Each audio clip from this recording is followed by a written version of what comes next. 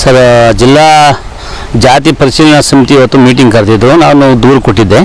ಯಾವುದಪ್ಪ ಅಂದರೆ ಕೃಷ್ಣಪ್ಪ ಅಂತ ಚಿನ್ನೂರು ಅದನ್ನ ಮಾರಿಕುಪ್ಪಂ ಗ್ರಾಮದ್ದು ಕೃಷ್ಣಪ್ಪ ಮೇಲೆ ದೂರು ಕೊಟ್ಟಿದ್ದೆ. ಆ ದೂರು ಕೊಡೋ ಸಂದರ್ಭ ಏನಕ್ಕಪ್ಪ ಅಂತಂದರೆ 24ರಲ್ಲಿ ಒಬ್ಬ ಗೌಡ ವೆಂಕಟೇಶ್ ಗೌಡ ಅಂತ ಹೇಳ್ಬಿಟ್ಟು ಅಟ್ರಾಸಿಟಿ ಕೇಸ್ ಮಾಡ್ತಾನೆ.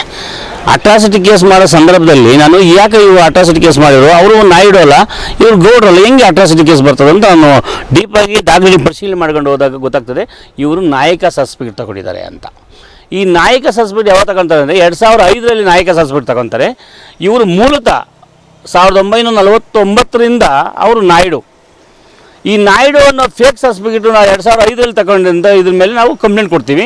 ಕಂಪ್ಲೇಂಟ್ ಕೊಟ್ಟು ಜಿಲ್ಲಾಧಿಕಾರಿಗಳು ಇವತ್ತು ಮೀಟಿಂಗ್ ಕರೆದು ಇವತ್ತು ಇದು ಮಾಡಿದರು. ಇವತ್ತು ಹೇಳಿದ್ದಾರೆ ಕೂಲಂಕುಷವಾಗಿ ತಹಶೀಲ್ದಾರ್ ರೆಫರ್ ಮಾಡಿದ್ದಾರೆ.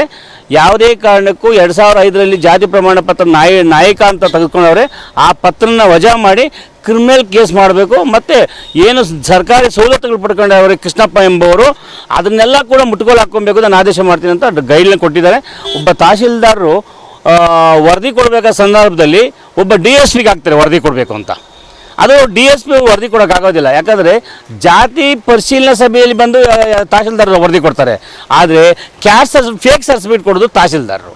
ಅವರು ಡಿಸೈಡ್ ತೊಗೋಬೇಕಂತ ನಾವು ಒಕ್ಕೂಟದ ತೀರ್ಮಾನ ತೊಗೊಂಡಿದ್ವಿ. ಇವತ್ತು ಏನು ಸಭೆಯಲ್ಲಿ ಕೂಡ ಮಂಡಿಸಿದ್ದೀವಿ.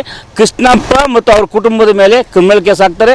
ಕ್ರಿಮಿನಲ್ ಕೇಸ್ ಆಗಿ ಅವ್ರು ಏನು ಸವಲತ್ತು ಪಡ್ಕೊಂಡವ್ರೆ, ಗ್ರಾಮ ಪಂಚಾಯತ್ ಅಧ್ಯಕ್ಷ ಕೂಡ ಆಗಿದ್ದಾರೆ ಆ ಮನುಷ್ಯ ST ಮೀಸಲಾತಿಯಲ್ಲಿ.